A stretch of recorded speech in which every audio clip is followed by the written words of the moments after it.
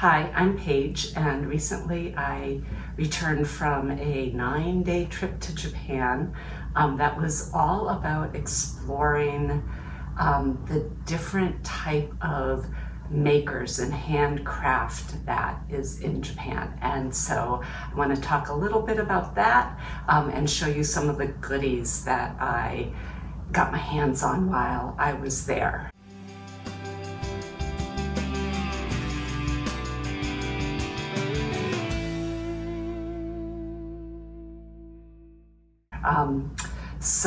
Let's start in Tokyo. So we flew in and out of Tokyo, but we spent the bulk of our time in Kyoto. But in Tokyo, we did a couple really fun things, and the first of which was a visit to Cohana. I love Cohana. I've known about them for a few years now, and what they've done is put a modern take on some traditional Japanese handcraft.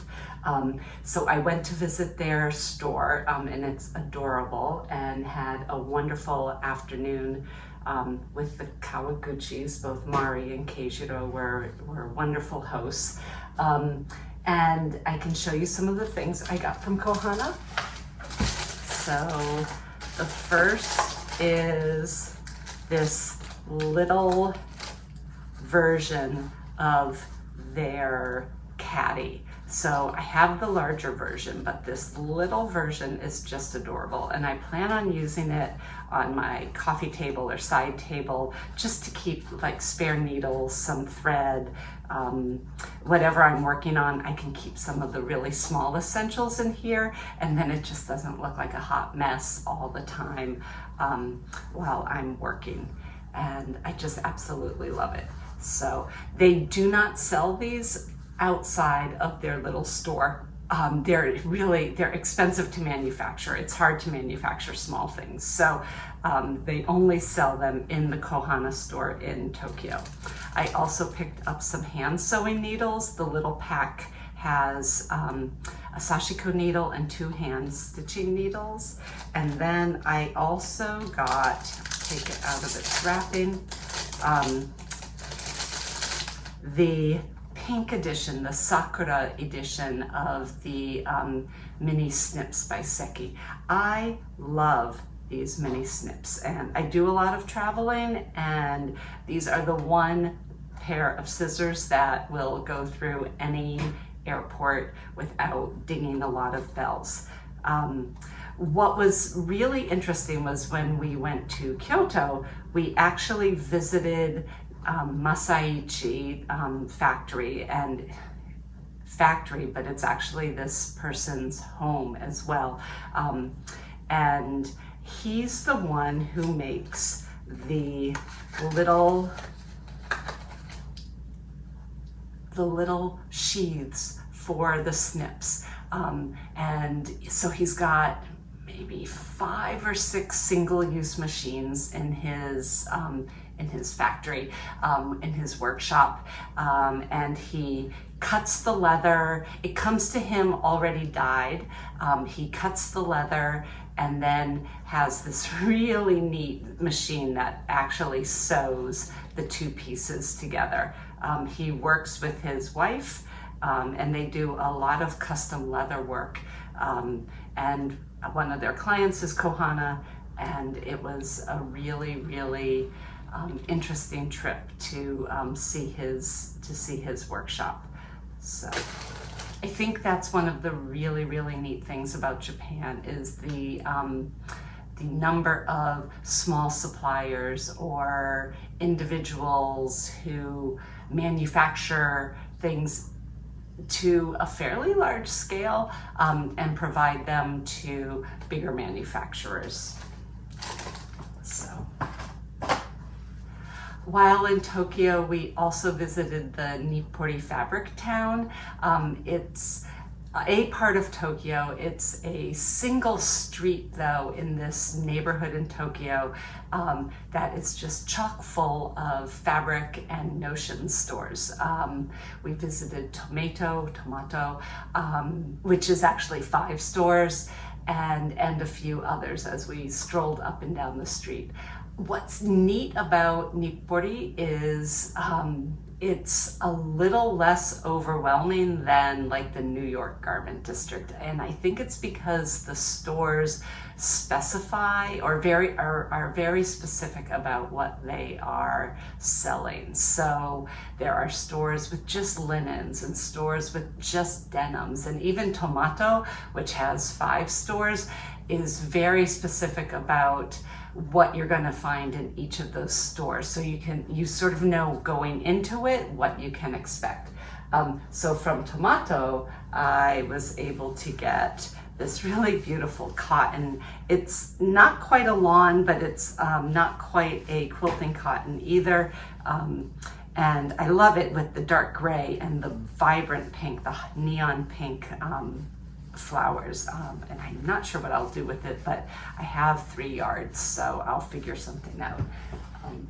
Tomato also had these 2 pretty fabulous fabrics. They've got some texture to them or some volume.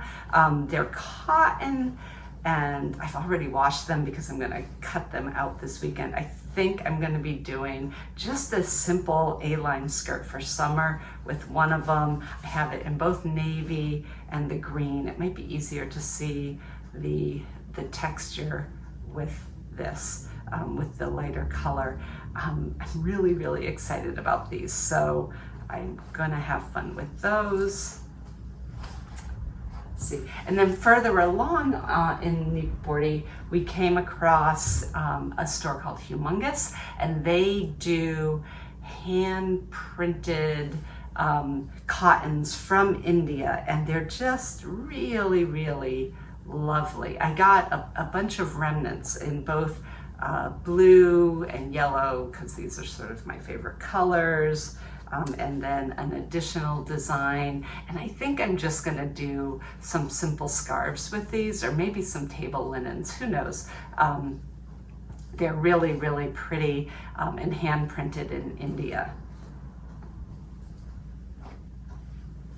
So we also spent some time in Osaka, and while we were there, I happened to go to the Atelier Nani-Iro, and I love Nani-Iro's fabrics as well, and it was such a neat building because the outside is just like any sort of typical city building, 4 stories, maybe 3 or 4 stories, and the atelier is on the 2nd floor, but when you walk into the building, it still has its like 1950s mid-century Japan vibes with sliding doors and wooden floors, and so it just gives a really neat atmosphere to the whole space. The atelier is on the 2nd floor, and it's light and it's bright, and I was able to get some double gauze, which I'm going to use for a shirt, and then this large scale print cotton, which I'm not quite sure what I'm going to do with it yet, but I just really loved that. They also had some canvases that looked like they had been watercolored, and they had some lighter cottons and some linens, so it was real. And then they had a whole little area with a bunch of notions and haberdashery, which was a lot of fun to see. And of course there are their pattern books there as well, so that was a fun side trip. From Osaka we went around to Kurashiki. Kurashiki in Japan is known for being the birthplace or the home of Japanese denim.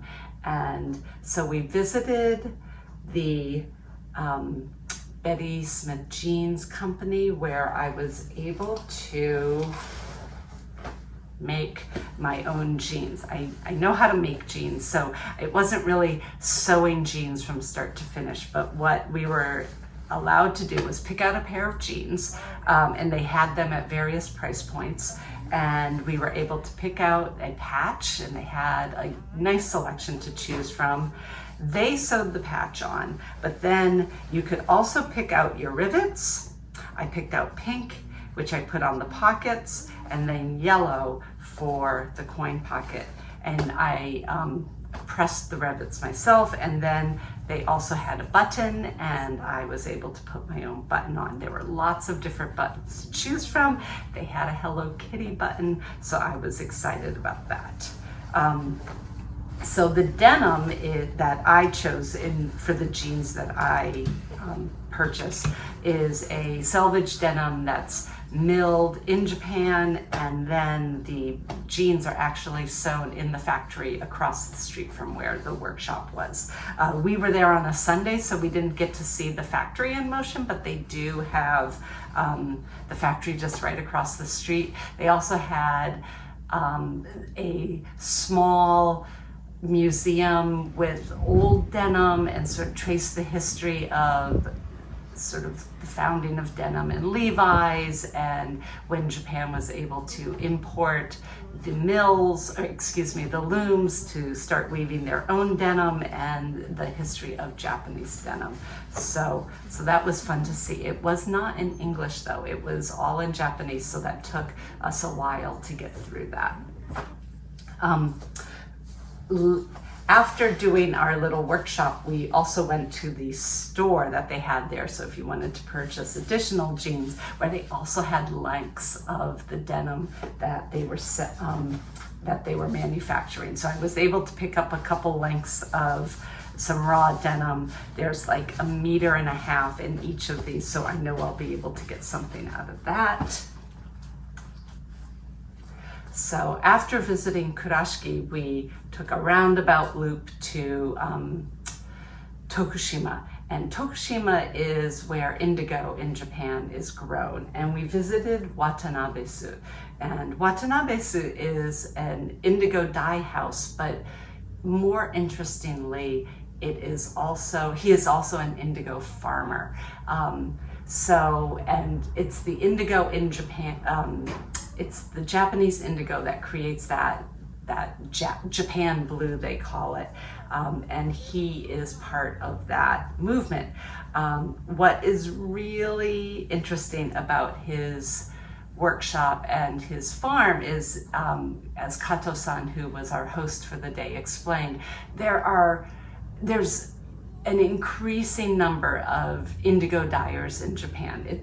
It's a fabulous dye to work with, and the color is just so amazing, but there are fewer and fewer indigo farmers. And at Watanabe-su, they do the whole process, and the Japanese indigo, which is different than indigo in other parts of the world, can only be harvested once a year. So they've got a whole process set up where they are harvesting and then doing this fermentation process. So they have a constant supply of indigo that's ready to use. You gotta come here because it's turning blue! Look!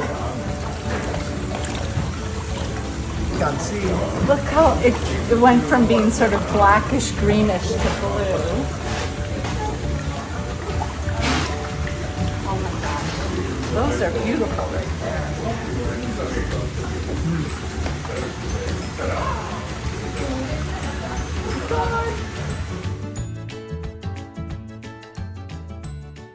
And then they do dyeing in their studio. When we visited, I brought my own t-shirt and I was allowed to dye it, and I just love the way it comes out. It's really hard to see on camera how just absolutely beautiful this blue is. And I am excited for warmer weather to come to Philadelphia so I can wear this t-shirt out and about. I also think I'm going to embroider or applique. I have a quilt scrap that I've cut into the shape of a heart, and I think I'm going to applique that onto the shirt, or maybe even the sleeve, because I'm always wearing my heart on my sleeve. But I want to do something interesting with the quilt patch and this really beautiful indigo t-shirt. So we spent the bulk of our time in Kyoto, and oh my gosh, it was so amazing to see so many different things. We, let's see, one day I went to Linett, which is a linen store, and they also produce their own patterns. And so I got 4 different patterns, a shirt, a tunic, which I'm gonna shorten to the shirt length, like a camisole, which can be a dress or a shirt, and then another tunic with pin tucks, which I'm excited about.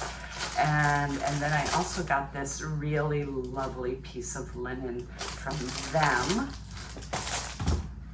And their store was beautiful, and again, just filled with things that make your heart sing, and beautiful accessories.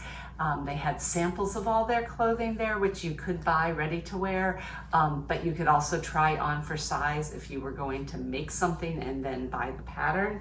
Their patterns are available in Japanese and English, so I'm looking forward to being able to make something out of that.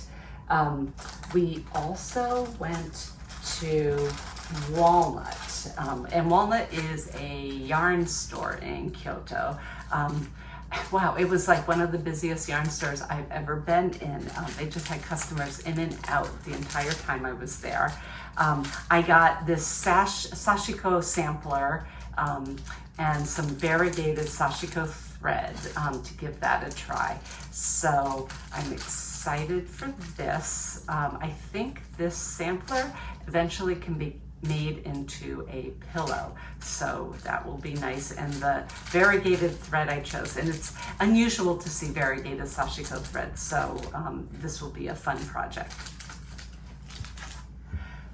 Near Walnut, I believe walking distance to Walnut, was the atelier of Setsuko Torii, and oh my gosh, I have loved Setsuko Torii's designs since the early 2000s when I first discovered them, and her atelier is just so quintessential Japan. You like walk through a sliding door, and it's a retail yarn on the left, but you sort of walk down a small highway and it opens up into a courtyard where there's some additional buildings. I believe it's all the same building, but they just sort of keep going back, and they're just lovely. And there's space for workshops at her atelier, which I believe she does do. She also has her ready-to-wear collection there, so you can purchase ready-to-wear, as well as the yarns and the kits to make your own projects. And excuse the packaging, it got all wrinkly in my suitcase, but she had some really pretty threads. I believe they are vegetable dyed, and thin enough to use for sashiko. So I might do some mending with these, because there's a black, sort of an indigo blue, a light blue, red, pink, and sort of that rose pink. So I'm looking forward to that. And I also got some buttons. She had a really nice button collection there as well. So, and that was just such a thrill to go to her atelier. We also, later in the evening, right before they closed, happened in on a temple that had a maker's market inside of it, and I got this really pretty lacquered paper blocks, which they designated for putting business cards in, but I'm going to use for something else, maybe buttons or I don't know, but it's really, really pretty. And we also, the next day, were able to go to a maker's market at another temple, and it was a rainy day, but there must have been maybe 40 to 50 vendors. It's a market that happens once a month, and we had no idea going into it what it was going to be, but there were people there with who had everyone in there had handmade whatever they were selling. So there were people there with bags and clothing and food products and knitted products. There was a guy there who had made shoes. So that was a really, really fun morning to see that market.